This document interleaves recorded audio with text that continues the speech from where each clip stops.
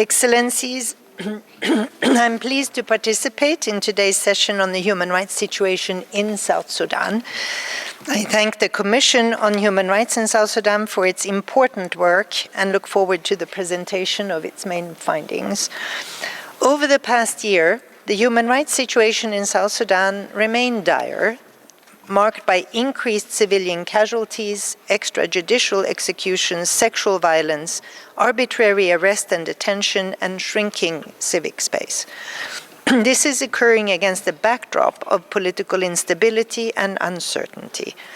The delayed implementation of the revitalized peace agreement, the 2-year extension of the transitional period, and the postponement of elections to December 2026 raised some concerns about South Sudan's commitment to these actions.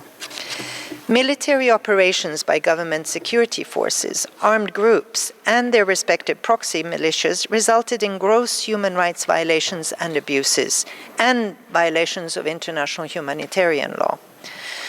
The UN Human Rights Office reports a 15% increase in violent incidents and a 10% increase in the number of victims in 2024 as compared to 2023.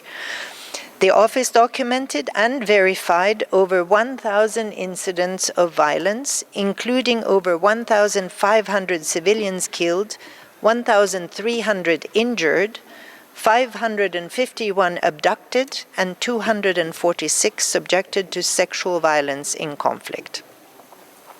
Civilians continue to be caught up in communal violence, fueled by disputes over land and long-standing ethnic tensions. Extrajudicial executions carried out by government forces remain of grave concern. 74 cases were documented by our team on the ground in 2024 in Warrap and Lake states. One of those executed was a child.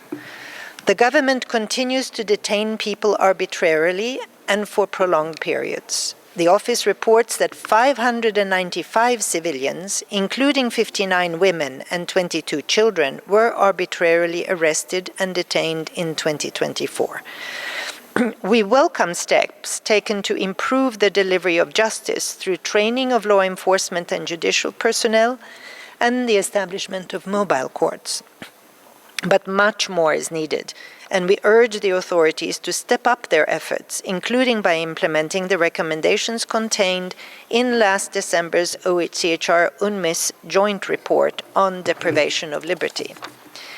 Excellencies, in 2024, the UN Human Rights Office documented the cases of 246 survivors of sexual violence, including 140 women, 101 girls, and 5 men.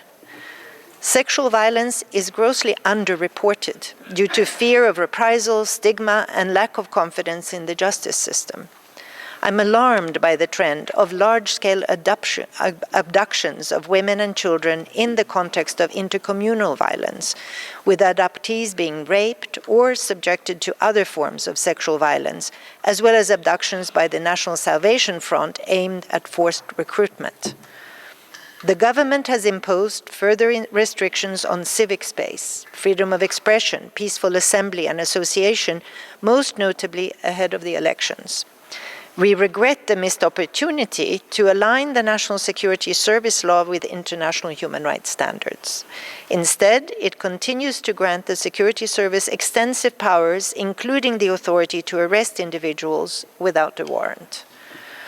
These violations are exacerbating one of the most catastrophic humanitarian crises on the African continent. More than 7.5 million people in South Sudan are food insecure.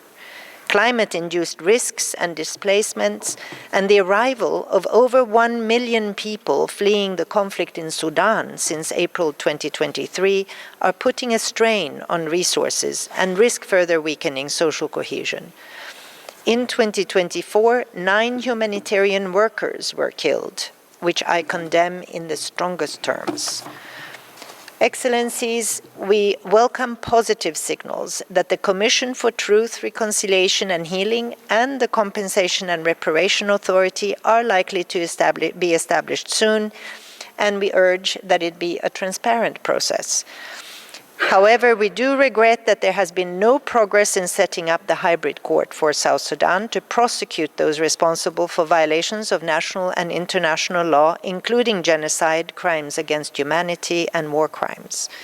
The hybrid court has the joint support of the African Union and the United Nations, and we call on the government to galvanize the political will to make this court a reality. Mr. Vice President, the country finds itself at a critical juncture where it has the opportunity to set itself on a new path of peace and justice. Accountability, inclusive dialogue, and an open civic and political space are the building blocks of lasting peace. The government's sustained commitment to those goals with the support of the international community is crucial. My office is committed to supporting the government to ensure dignity and justice for the people of South Sudan. Thank you.